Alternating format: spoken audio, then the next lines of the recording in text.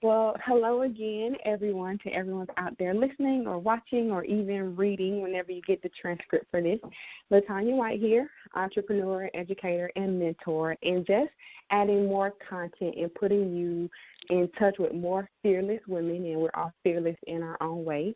And the person we'll be talking to today is my very own publisher, yay, Miss Shanley McCray, who's also a Rattler, so go Rattlers there. Shanley is the owner of Opportune Publishing, and she is the one that literally helped me take becoming fearless from this pie-in-the-sky idea to the book that'll be coming out in just a couple of weeks or so. So, Shanley, welcome. Thank you. I'm glad to be here. So thank you for, responding to my text message. I know it seems random, but thank you for scheduling this time to be with me. So what I'm doing with this series on Fearless Women is really to demonstrate for other women of color, and especially entrepreneurial women of color, people that look like them, that are doing things that aren't as, I guess, traditional. They aren't the thing that we're used to seeing Black women entrepreneurs do, and also to demonstrate that there are opportunities to circulate the Black dollar. So tell us a little bit about Opportune. How did you get here? What were you inspired by that brought you to this place? Okay, well, I started Opportune Publishing towards the end of 2014, so we're about to come up on our 2-year anniversary. Yay. And thank you. And, I always have been a writer. Like when I was in grade school, in college, as a Rattler, I wrote for different outlets, even post-grad in my grad school. I've always wrote for different online outlets, magazines, newspapers, things like that. And it led to me writing my first book, Choosing to Decide, which was very random. I actually started a story writing on my phone, and it just kind of turned into its own book. So my first book I self-published. I didn't know anything about publishing at all. I just knew I wanted to write this book, and I wanted to get it out to the world. So upon publishing it, the response that I got from everyone, like I told myself, get out of your head, just do it. Like everyone knew me as being a writer, but not necessarily an author. So I was a little bit fearful, but I did it anyway, and the response that I got from it was just amazing. Everyone who either loved writing or wanted to write but didn't know how to write a book per se, or people who wanted to publish a book and didn't know the first thing about doing it, and just so many people were asking me a lot of questions and asking about my experience, and I just got a lot of support, even from the sales of the book. So from all of that, I realized, okay, I'm not the only one who wanted to do this, and this can be something that people actually really need. So I thought about it, and I did just like what you did. I sent that random text message to my friend, Christina, and I said, hey, girl, I think I want to start a publishing company. And she was the perfect person to send that text to because she's always so amazing and supportive in everything that everyone does, really. So she was like, let's do it. I don't know what that means, but we're going to do it. So literally maybe like a couple months later, I did a bunch of research and got in contact with a lot of people and just made sure if this was something I was going to do, I wanted to do it the right way. And I wanted to make sure it was something that I can be really proud of because I was hoping, this can be my new career. I was doing communications consulting at the time, and I wanted to stop doing that, quit my job and this be my full-time thing. So I did it. My first client, which is Dr. Katina Kennedy Davis, she had a project that she wanted to do, which is Let's Talk About Sex, and which is a book about STDs and talking to your child about sex for the first time. And that was my very first project. I published hers, and then from there, everything just poured in. Like I was getting emails and Facebook messages like, hey, I want to publish a book. And from then to now, I'm sorry? No, I'm just enjoying the story. Oh, yeah, it's crazy. So from then to now, we've published about almost 30 to 35 books. We have a couple being published in the next couple of weeks. So, like I said, we're coming up on our 2-year anniversary, and we're hoping it just grows from here. I love it. I love it. So, you know, the whole thing, and you know my story because you edited it, but Yes. and understanding that I don't consider myself fearless, right? That's why it's becoming fearless, and that's a daily thing. But what fear did you face when you were transitioning to, you know, starting your business in this way, and how did you overcome that? I would say my biggest fear would be worrying about what other people thought, because I have people who are entrepreneurs in my family. My mom and my dad both own their own business, and I knew it was something that was obtainable, but I just wasn't sure if it was going to be successful. And, you know, once you graduate school and you start your career, you adjust to a certain lifestyle, and I wasn't sure if this was going to be able to help me maintain that lifestyle. So that was my biggest fear of doing something, and it failed. You know, statistically, most businesses or small businesses, especially by African-American people, fail for a multiple of reasons, but they do fail. So that was a huge fear, is just to get out of my head. And once I did that, I saw that I was able to flourish a lot more in myself as a woman and in business. I love that. Yeah, it's crazy how it can happen. It is. It really is. And you talked a little bit about when you first decided that becoming your own publishing company was right for you.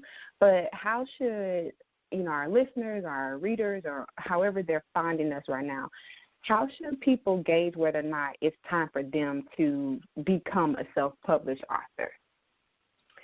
Well, self-publishing is it's in the same realm, but it's a little bit different because there are several things that are going to be different as far as cost, experience, exposure. Those are the key things, in my opinion, that are different than going with a traditional or an independent publisher. How you can gauge that, I would say ask yourself first, why are you writing this book? Because some people write books to, you know, just tell a story to their friends, or to really be an expert on something, like when professors write textbooks for their students. So it depends on why you're writing the book. How many people do you actually plan to read this book? So if you want to put a true investment in it, sometimes it can cost thousands of dollars to publish a book. Sometimes it can be $200 to publish a book. It just depends on what that client is looking for, what that person is looking for. So with self-publishing, I would say look at how much you want to invest. So if you're looking to do something at very minimal cost, then self-publishing is probably the best way, because you can do a lot of the legwork. Publishing isn't rocket science. So if you're willing to do all the research, figure out how to get everything on like Amazon.com, or to get things in bookstores or out to the public, then if you're willing to do the legwork for that, then self-publishing is right for you. If you're looking to gain the experience of having all of that knowledge of how to publish a book, so maybe you can help someone else publish a book, or if you wanted to publish a book in the future to be an easier experience for you, probably a quicker one as well, then self-publishing is right for you. Another thing, the last thing, like I said, was exposure. So when you're self-publishing a book, you know, every person only knows so many people. So you're going to it's much easier to get your book out to, let's say, your 500 Facebook friends, and then let's say the 200 or 300 people you have in your email list. But after that, where do you go? Right. So when you're dealing with a publisher, we typically have more networks, more contacts, and we typically have more experience with social media and different outlets that are there for authors. So if you're looking, like I think it just boils down to who wants to do the legwork and who wants to actually pay for that convenience. So I typically recommend if someone goes with a traditional or independent publisher first, so that way you see, okay, these are all the things that actually needs to be done, because when you come to companies like mine, we make it more of a personable experience. We set you up with accounts. We say, okay, your book is going to be here, here, and here. And we kind of just try to walk you through everything as we're doing it, so that way in your next project, self-publishing may be the easier route to go and the less expensive route to go as well. So like I said, it just depends on what you're looking for, how much you're willing to invest, and how much work you want to do yourself. Right. Right. And I'm looking at your website and the very long list of services that you offer, which I know that you, like, and from my experience in working with you, you just have connections and you know the right person to make all these things happen and to just kind of delegate those things on the author's behalf. So it only makes sense to just, just have somebody that's a professional do it. But we had to have the discussion. Like, I had to play devil's advocate in that regard to really give people the understanding or the difference. And this is also a learning opportunity for me, the difference between self-publishing, independent publishing, and traditional publishing. And I'll never, ever go the self-publishing route. You have a customer for life in me. I appreciate that. Thank you. That's all I have to say about that. And then, so in this regard, because so many people have a story to tell, and I love your tagline that you have on your website. Let me find it, where everyone has the opportunity to be published. What should people be doing in, the next 30, 60 days? Because there are less than 90 days left in 2016 at the time of this recording. So what should people be doing right now to really get ready? If 2017 is going to be their year, to become published, what should they be doing to be ready to work with you? Right. Okay. Well, I actually love the 30, 60, 90. So I always tell people, treat it like even if you're a man, treat it like a pregnancy. Like, if you decide this is something you're going to do, you have to plan for it to happen because that baby is coming. So, with a lot of, really, it's coming either way. So you have to plan. So you have to plan. You have to make sure you're ready for, let's say in this instance, when those 90 days come, this is going to happen. So what I always think is for the next 30 days, you should come up with a plan. So whatever, in 89 more days, this is what I want to happen. So let me plan for it. So list your goals, even your objectives, obstacles, anything that you think can happen and that can stand in your way, or things that you want to overcome, to just for when your baby gets here, you want to make sure that this is what it's going to look like. So for 60 days, I would say the next 60 days, you should definitely do a lot of research on whatever it is that you want to write about. Or if you want to become an expert in something, just make sure you're doing all of the research to know what it takes to do that and to know what it's like being that. And also, let's see, networking. Networking is important in anything that you do, especially in writing a book, because you want people to be able to know that you wrote a book. So network, meet a lot of new people, join different networks like on social media, or different groups that specialize in the things that you're talking about, or in the industry that you want to join if you're not already in it. For the next 90 days, I would say establish a presence for yourself. We all have, mostly everybody at this point has social media, but some people use it just for their friends and family. Some people talk to random people. Just use it to build a presence for yourself. So, for example, if you're going to be writing a book about rocket science, for example, make sure you have every rocket scientist on your social media. Make sure you're changing your social media to be less personal and more professional, so that people take you seriously. I think a lot of times we make that mistake, or some people make the mistake of putting too much of their personal life out there, and people can judge you or misconstrue what your message is based on the things that you have on your social media pages.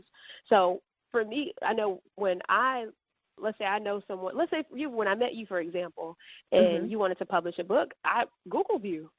So, of course, some of your social media pages came up. So I know, you're a normal person, but you also hold yourself to a certain standard, and people often do that. They do extensive research anytime they want to work with someone or purchase something from someone. So just make sure you're building the proper presence for yourself. I would also say be recognized, set yourself up to being recognized as an expert in whatever it is that you're talking about. So even if you're writing a nonfiction book or an urban, what are those things called? The urban tales? I know exactly what you're talking about. Right. So even if it's something like that, yeah, it's just writing and you're making up a story, but make sure you're going to be seen as the best person that does that. So when someone says, hey, do you know someone that can write this for me, they'll say your name.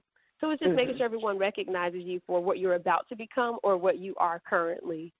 So just building the credibility for yourself. Other than that, just making sure every step of the way, whether it's in those 30, 60, or 90 days, that you're still continuously going back to your plan. Sometimes, you have to adjust your plan. Sometimes you have to add or take away from it, but make sure you're sticking to it, because at the end of those 90 days, it's coming, it's going to be there, so you have to prepare for it. So those would be my 30, 60, 90s. Because that baby is coming. That baby is coming. You got to be able to have it, I love it. I love it. Well, one of the things that you and I talk about a little bit is time management and all these different ideas that we have. And so you can't see the screen, but for people that are watching, I have on the screen this thing that says 168 hours. And this is probably the only thing that I have in common with Beyonce, but you being out in Houston, so you have a couple things in common with her. But considering that we all have this limited amount of time, what are you doing to create leverage in your business and in your life? I know you're wrapping up school, so how are you managing those things? Well, like you said, time management is actually the number one thing, because we all get the same amount of time in a day. It's just about how you divide it up. So that's something that I'm constantly working on, because, some days I don't feel like doing certain things. Right. But one thing that you've taught me personally is that you have to time out your day. You have to schedule it out. So if for me, for example, if I wake up, I say, okay, I'm going to be up by 7:30. Then I'm going to work on this, and that for 3 hours each. It's just making sure you provide structure and being strict with that, because, unexpected things happen all the time, but making sure you hit certain points every day. So as far, that's in business and in my personal life, because even though I own a business, I still like to go out and have fun. I still want to make sure I talk to my family and my friends, just make sure I'm still living a life. But as far as adding leverage to my business, some of the things that I have done and am still in the midst of planning is making sure I'm putting my finger in everything writing. So, yes, I am a book publisher and I have a book publishing company, but we don't want to box ourselves in there. So I'm trying to get in different things as far as education, make sure we're publishing not only novels and books in different genres, but that we're also doing textbooks, that we're also making sure we're investing in the younger people. So we're going to start working with some of the school districts here to making sure we're doing initiatives to say that, hey, children can be publishers too, or if you want to write, just making sure if Opportune Publishing is going to be around for the next 70 years, we're investing in the people who may potentially be working for us in, 10, 20, 30, 40 years. Other than that, really cool. Yeah, I think education is important, and education is something that's also going to always be here. So whether writing and publishing stops in 10 to 20 years, we're going to make sure, okay, we at least can stay over here where we've invested in education and figure out something that way. So it's just making sure my company is going to be sustainable no matter what happens in the economy or our industry. We're going to always be able to continue to push, even if we have to shift things a little bit. That is really cool. And I love, like you said, you want to, if you're going to be around for the next 70 years, that you're starting to build relationships and demonstrate value for people now, so that 10, 20 years from now that you have that relationship. And it's so interesting because a part of the fearless blueprint or the fearless model, which we know is the foundation, evaluation, analysis, retraining, leverage, and then the next one is the S curve, which is an economic term. And so the S stands for sigmoid, but what you just said about sustainability, like that S could stand for sustainability. So I love that. Yeah, I appreciate it. And you actually kind of answered my question that goes with the S-curve or sustainability curve, as we're going to start calling it. But that was what's next for you. What's next for your personal brand, for Opportune Publishing? So outside of what you already shared, is there anything that we should be on the lookout for that we can contribute to? Yeah, some of the things that we're doing is, first of all, there's Opportune Publishing, but we also have another company, Opportune Services, which is more so for the business side. So if you have we do business construction and also marketing. So with Opportune Publishing, we're a full-service publishing company, but in order to keep the cost down, we do not provide marketing for the books. Right. We provide marketing materials so that you're successful, but not the actual marketing. So that's where Opportune Services comes in, and we're just trying to build a brand. Like, that's the most important thing at this point, and at least for the next 12 months, is to build that up just as much as we have Opportune Publishing, and to make sure one doesn't swallow the other. Okay. Other than that, constantly networking, making sure we're still building the brand. I don't want to get complacent. Like, I've had people very recently tell me that they Googled me or my company, and they're like, oh, my gosh, I found all this stuff. And, that makes me happy. I feel like I've done my job thus far, but I don't want to get complacent with that. So I've also had an opportunity recently to be featured in a book called Entrepreneurial Heart, which is a book that was published in Australia. And I want to make sure I continue to build on those abroad networking opportunities to make sure, we're in the United States and we're in Texas, but we want to make sure that we can have clients in all over America, which we do, and internationally as well. But other than that, we're also going to start publishing online courses for professional writing. Nice. So that's going to be one of the next major projects.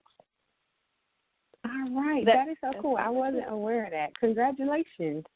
Thank you. I appreciate it. Yay. So with that, with, this whole journey to becoming fearless and to creating these entrepreneurial legacies, we want to make sure that people know how to get in touch and stay in touch. So I have your Twitter, Instagram, Facebook page, your website. Like, I have all these different ways that people can find out about what you're doing, start the whole process of becoming one of your clients and getting their stories out there and becoming those experts that we all are in our own way. So thank you for creating the platforms and the portals that you're doing with Opportune Publishing and Opportune Services. So, yay. Yeah, of course. I appreciate it. If anyone even just to send a simple email, they can also email us at info@opportunepublishing.com. Okay. I'm not sure if you had that up there. Cool. I have the websites, and I did pull up the contact us page too. So yeah. Okay. Perfect. So now it's time for the Fearless freebies, and you and I talked about this a little bit. What I'm going to be doing is offering the first chapter of Becoming Fearless, at no cost to anyone that wants it, because I welcome the feedback. And to get that, people, you can just text BF Chapter 1 to 44222, and you'll see that on the screen in the recording and everything. But Shanley has a really, really cool freebie that I wish I had known about. So I'm glad that I inspired it. Well, maybe the next book. Okay. Yeah, so because of being fearless, we're definitely going to give away a super good freebie.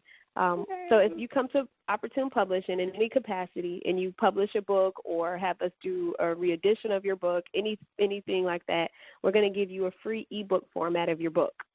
So typically, if someone wants to publish a paperback or hardback book, we're going to make in addition to that, we're going to give you the free ebook for your clients or your fan base as well. Wow, that is so cool. Thank you so much for offering that. Thank you. That means a lot. I really appreciate that. No problem at all. Just mention that we're a fearless person, becoming fearless. Okay. I love it. We're going to create more of them day by day. So, right. Becoming fearless again is just how I have learned to teach people to use their passion, their creativity, their God-given talent as a compass on this journey to entrepreneurial legacy. So I know that you're in the top 5 with me, but that's the Facebook group that's based on this quote that, we're the average of the 5 people that we spend the most time with. So I'm so thankful that we spend so much time together because I know. you make my life easier, so thank you for that. No, you're definitely a huge resource for me, for sure. You're the person that I hit up at least 5 times a week for any business information or, advice. So I appreciate you being helping my average go up as well. Oh, my goodness. Well, thank you. So just as we wrap up, do you have any parting words, any quotes that you keep close that you want to share? Maybe just a little bit of advice, which is something that I struggled with at first, helping me become fearless is just getting out of your own head. I run into a lot of people who have dreams or things that they want to do that they're afraid, and they're not afraid of anyone but themselves. So if there's something you want to do, there's a business you want to start, if you want to go out and sing, whatever it is, just do it. Simply put, just do it. And the time to start is always now. I love that. Very cool. Well, just in parting, one of my coaches shared with me that the value that we offer to the world is in the transformation that we inspire in others. And Shanley, I just want to thank you for inspiring in us to become and to transform into the experts that we really are, and for creating a platform for us to demonstrate that to the world. Yeah, absolutely. Absolutely. All right, so we're going to go ahead and wrap up, and I'll check in with you soon. Okay, sounds good. Thank you. All right, bye. Bye-bye.